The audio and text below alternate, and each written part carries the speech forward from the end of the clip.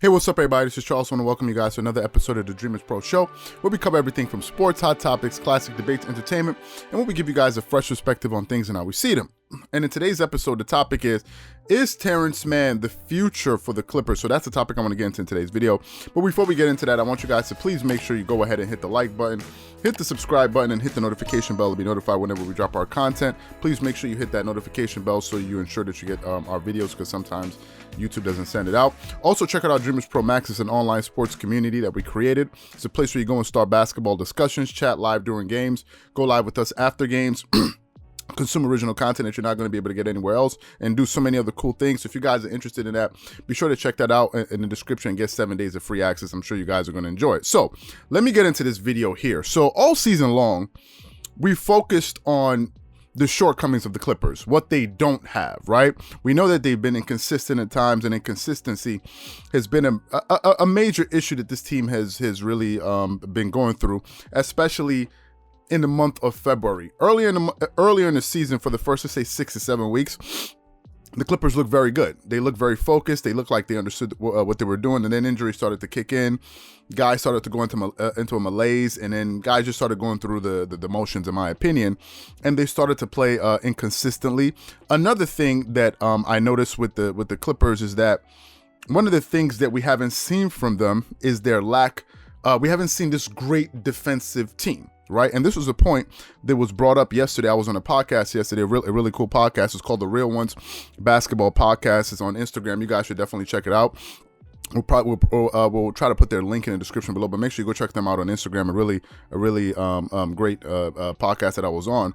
And I think Kevin was the one that asked me on the podcast. He asked a very good question. He says, what do you think about the Clippers as far as their defense? Don't you think they've been a disappointment? I mean, with the acquisition of Paul George and Kawhi Leonard, a lot of us, we were expecting this great defensive team, and we just haven't seen it. And I had to concur with them. I said, yes, it's been a disappointment. We expected the Clippers to be much better on the defensive side of the floor, given the fact that they do have Paul George and Kawhi Leonard and some other great individual on-the-ball defenders, including Patrick Beverley, who's one of the best point guard defenders in the NBA. So what we expected from this team on the defensive side of the floor, they just haven't lived up to it. That's one of the other things that we've kind of been focusing on, and we expected them to be a better team, and they haven't been.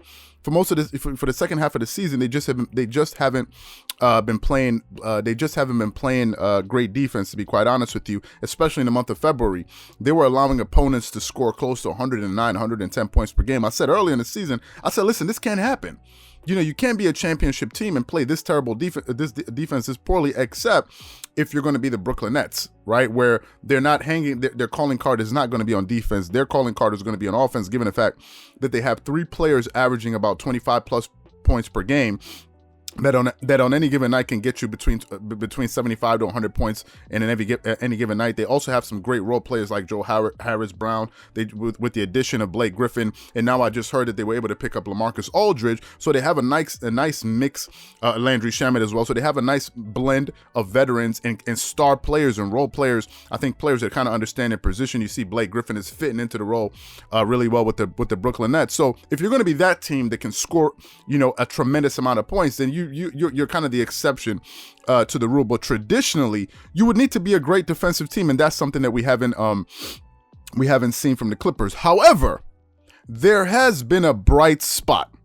There has been a bright spot for the Clippers, and that has been their young player in Terance Mann. Now, early in the season, I spoke about some of the issues that they have from the point guard position. One of the guys I always omitted from my criticism was Terance Mann. First of all, Terance Mann is a second-year player. So how much criticism and blame are you going to be looking to put on a second-year guy? I thought it would have been ridiculous if Clippers fans and the public would start blaming, Terance Mann for some of their problems. Like that would be absurd. Now we're blaming a sophomore in the NBA. Listen, I love Terance Mann. He's a young player out of Florida State. He's in his second year with the team.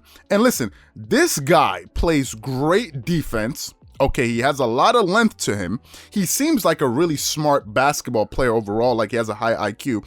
But he's also a great playmaker. If I look at Terance Mann right now, I think he has some great size to him. Terance Mann is 6'5", playing the point guard or the 2 guard. Sometimes he can handle the ball and bring the ball up the court, but a 6'5" point guard and an athletic point guard weighing 215 pounds. They got a very nice player. He's also very, very athletic. He plays with a lot of enthusiasm whenever he's in the game.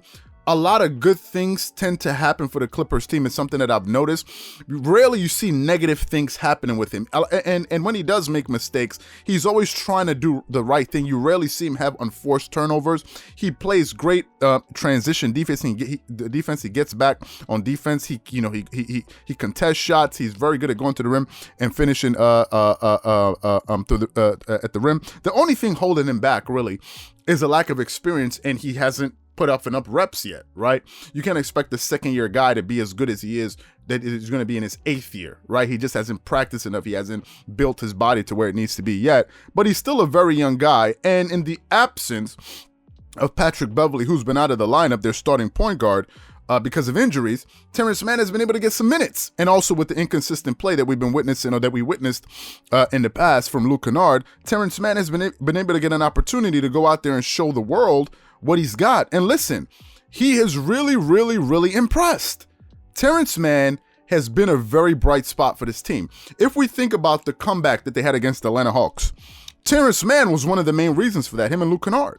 We forget, but Terance Mann and Luke Kennard spearheaded that attack, that comeback, and he hit some big shots. We also forget that he hit a very big, important momentum-breaking play when he hit the 3 from the corner to actually give the Clippers the lead, I believe it was, in that game.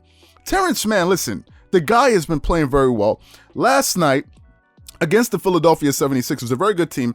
Even without Joel Embiid, they're still a very good team. He went out there and did his thing. If I tell you what he scored in that game, I don't know if it was a career high for him, I'm not sure. But if I can pull up his statistics here, so he scored 23 points in that game. Okay, he had 0 turnovers for a sophomore. He had 1 assist in that game. No, he had 1 assist, 3 rebounds in that game. He shot 33% from the free throw line, but he only attempted 3. He made 1 out of 3, but he shot 100% from the 3-point line. He made, of his 2 attempts from the 3-point line, he made them, right? And Terance Mann is a young player. He's a guy that we've kind of been overlooking because we've been busy looking at the more experienced players that they have on their team. But listen, I think they have a hidden gem on this team. I think if they continue to develop him, if he continues to build his self-confidence, and now with the addition of Rajon Rondo, somebody he can actually look up to, at least on an NBA level, somebody that's actually accomplished a lot of things in his career. You see that he said he had his Rajon Rondo's rookie card or player card with him in his wallet. I think he's even going to get better because Rajon Rondo is going to help him get smarter. He's going to be a good influence on him, I think, as a basketball player. And you have other guys around him that he can learn from, like Kawhi Leonard and these guys, Patrick Beverley. So he has good examples around him, and I think he's going to get better, right? And I think he's a very bright young a bright spot for this team, and I think he's going to be one of the pieces in the future if they continue to develop him. And obviously, Jerry West knows what the hell he's doing.